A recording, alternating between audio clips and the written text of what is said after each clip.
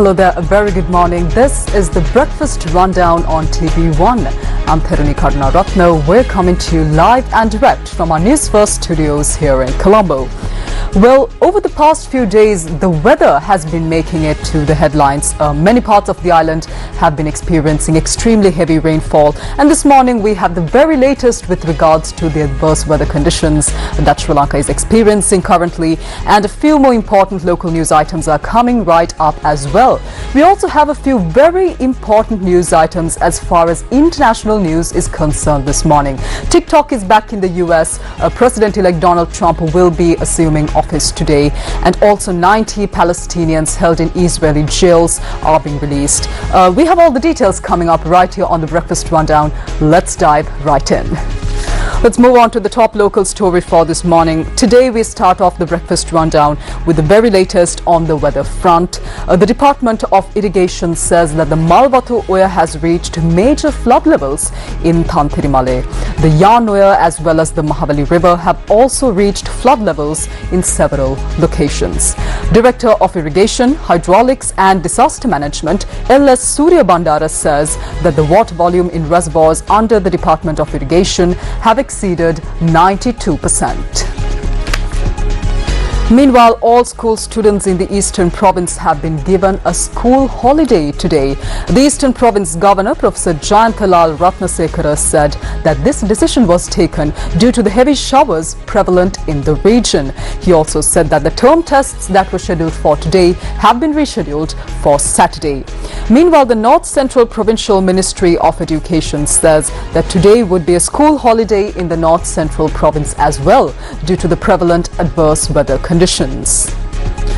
Let's move on to the weather forecast for today. Rainy conditions are expected to continue further in the northern, north central, eastern, over and central provinces of Sri Lanka. Cloudy skies are expected over most parts of the island. Showers or thunder showers will occur at times in the northern, eastern, north central, over, central and southern provinces. Issuing a red alert for heavy rainfall, the Met Department says that due to the active northeast monsoon conditions, prevailing showery conditions are likely to continue during the next 24 hours as well. Very heavy showers above 150 millimeters can be expected at some places in the eastern and Uber provinces as well as in the Hambantota district. Heavy showers above 100 millimeters can be expected at some places in the northern province and in the Matale, Nuwara Eliya, Polonnaruwa, Galle and Mathura districts. Showers or thunder showers will occur at several places elsewhere over the island as well. Fairly strong winds of 30 to 40 kilometers per hour can be expected at times over the eastern slope of the Central Hills and the northern, north central, eastern and northwestern provinces as well as in the Hambantota and Munaragala districts. And as always, the general public is requested to take adequate precautions to minimize damages caused by temporary localized strong winds and lightning during these thunder showers. Let's move on to the marine weather update for this morning as well. Showers or thunder showers will occur at several places in the sea areas around the island. Wind speed will be 30 to 40 kilometers per hour. Wind speed will increase up to 50 kilometers per hour at times, and the sea condition can be fairly rough at times in the sea areas extending from Mulathu to Potuville via Kankasanture, Mana, Colombo and Galle.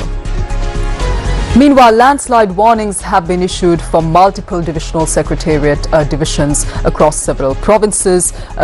Across 4 districts. Accordingly, the National Building Research Organization says that this warning that was issued by them covers the Badulla, Kandy, Kurunegala and Matale districts. Let's move on to more local news for this morning. Sri Lanka police say that 6 people have been killed in 8 shootings so far this year. The police media spokesperson's office said that among the deceased, 4 individuals are suspected to be organized criminals. Additionally, 5 others have been injured in these shootings. A shooting that took place yesterday afternoon in Galaha resulted in the death of a 24-year-old as well. Also, the Ministry of Defence now says that the review of appeals regarding the surrender of firearms will conclude today. Secretary to the Ministry, Air Vice Marshal Sampath Tuyakunta, said that firearms not surrendered within the given time period and those not presented to the Review and Inspection Committee will be considered illegal firearms and that legal action will also be taken accordingly. Senior journalist Victor Ivan passed away at the age of 75 yesterday. Spokesperson for the National Hospital in Galle said that Victor Ivan passed away while receiving in-house treatment at the hospital. He was the chief editor of the Rave newspaper and a pioneer in the art of investigative journalism in Sri Lanka. Shifting attention to news overseas for this morning, like I said earlier, we have quite a few headline-making international news items that the entire world, in fact, is paying attention to. Our top international news item concerns the TikTok ban in the US. However, TikTok is once again operational in the US. TikTok is resuming service to its 170 million users in the United States of America after President-elect Donald Trump said he would issue an executive order to give the app a reprieve when he takes office today, that is Monday. On Saturday evening, the Chinese-owned app stopped working for American users after a law banning it on national security grounds came into effect. Trump, who had previously backed a ban of the platform, promised on Sunday to delay this implementation of the law and allow more time for a deal to be reached between the two parties. TikTok then said it was in the process of restoring service. Soon after, the app started working once again and a pop-up message to its millions of users thanked Donald Trump by name. In a statement, the company thanked the incoming president for quote-unquote providing the necessary clarity and assurance and said it would work with Trump on a long-term solution that keeps TikTok in the United States of America. TikTok's parent company, that is ByteDance, previously ignored a law requiring it to sell its US operations to avoid a ban. The law was upheld by Supreme Court on Friday and went into effect on Sunday. It is unclear what legal authority Trump will have to delay the implementation of a law that is already in effect. But it is expected that his government will not enforce the ban if he issues an executive order. Meanwhile, the entire world is watching to see what exactly the future of America will be. Donald Trump is set to assume office today as the newest president of the United States.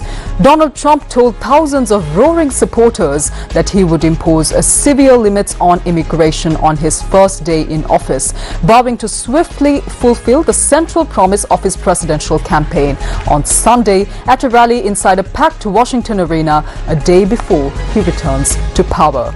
The rally resembled the freewheeling campaign speeches that have been a Trump staple since his first White House run in 2016. The event marked his first major address in Washington since his speech on the 6th of January 2021 that preceded the storming of the US Capitol by an angry mob of his supporters.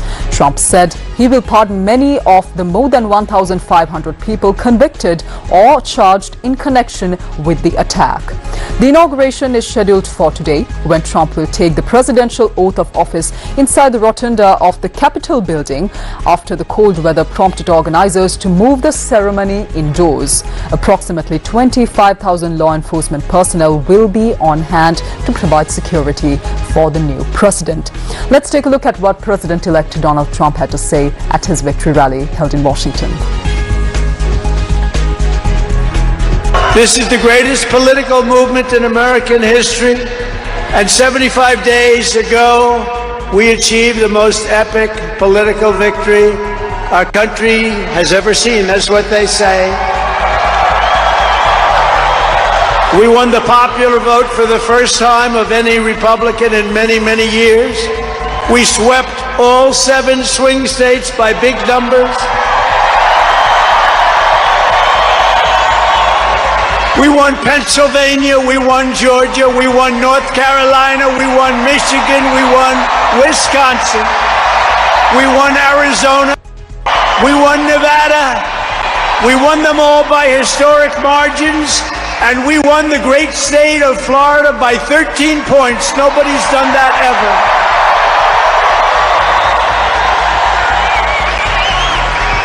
and a record that will never be broken. All 50 states shifted toward the Republican Party, the first time that that's ever happened. All 50 states. Well, shifting attention from the United States to the Middle East now. As we all know, the ceasefire deal reached between Israel and Hamas came into effect yesterday at 8:30. However, it was implemented after a short delay. Palestinian families waited anxiously for hours for Israeli authorities to free 90 Palestinians who were held in Israeli prisons after Hamas released 3 Israeli captives held in Gaza on the first day that this ceasefire deal will be in effect. Palestinians in Gaza are returning to their homes and waiting the delivery of much needed food and medical assistance after Israeli forces finally ended their 15-month-long bombardment of the besieged enclave. The first of the promised 608 trucks that will enter Gaza each day has arrived as part of the first phase of the ceasefire. Israel's war on Gaza has killed at least 46,913 Palestinians and wounded 110,750 since the 7th of October 2023, which of course saw the start of this war. At least 1,139 people were killed in Israel during the Hamas-led attacks that day, and more than 200 were taken captive. Well, that brings to a close this morning's edition of the Breakfast Rundown. I'm Therunee Karunaratne. I'll see you once again right here on TV1 at 7 a.m. tomorrow as well. Until then, take care. Have a wonderful day ahead.